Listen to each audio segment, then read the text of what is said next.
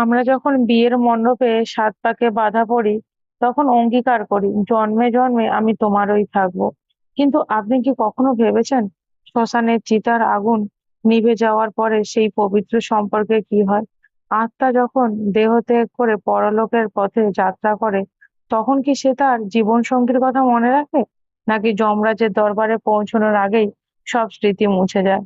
আজ আমরা জানবো গুরুর পুরাণ ও শাস্ত্রে সেই রহস্য, যা আপনার প্রিয় মানুষের প্রতি আপনার দৃষ্টিভঙ্গি বদলে দেবে।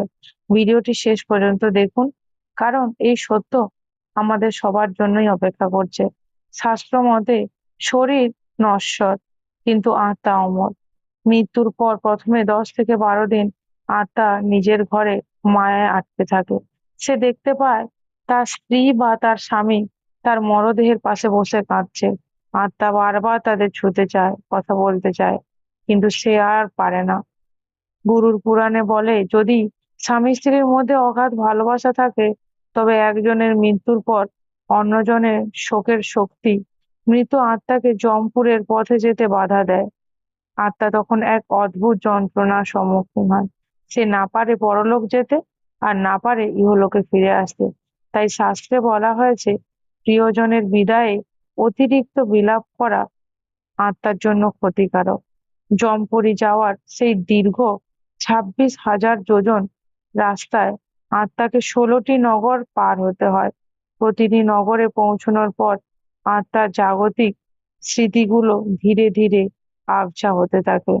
যমদূতরা আত্মাকে মনে করিয়ে দেয় যে পৃথিবীতে সে যাকে স্বামী স্ত্রী বা স্বামী বলে ভাবতো, তা ছিল কেবল একটি শারীরিক সম্পর্ক।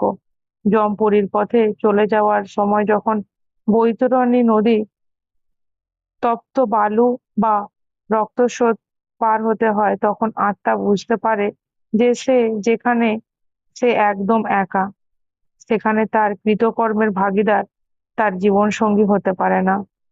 শ্রীকৃষ্ণ গীতায় বলেছেন, মানুষ একাই জন্মায় এবং একাই মৃত্যুবরণ করে। অনেকে প্রশ্ন করেন, পরের জন্মে কি আমরা আমার স্বামী বা স্ত্রী হিসাবে জন্মাতে পারি? গুরুর পুরাণ অনুযায়ী, যদি দুজনেরই একে অপরের প্রতি তীব্র আসক্তি এবং অপূর্ণ ইচ্ছা থাকে, তবে কর্মফলের হিসাবে তাদের পুনরায় মিলন হতে পারে। কিন্তু মনে রাখবেন, পরের জন্মে তারা স্বামী স্ত্রী নাও হতে পারে।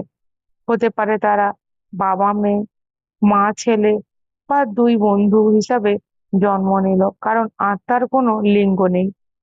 কর্মফলই ঠিক করে দেয় কে কার সাথে কার ঋণ রয়েছে।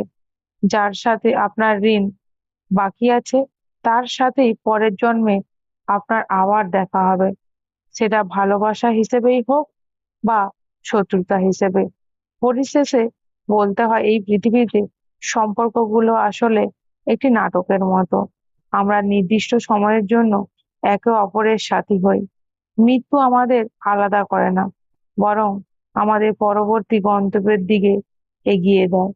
তাই যতক্ষণ বেঁচে আছেন, একে অপরের মনে কষ্ট দেবেন না।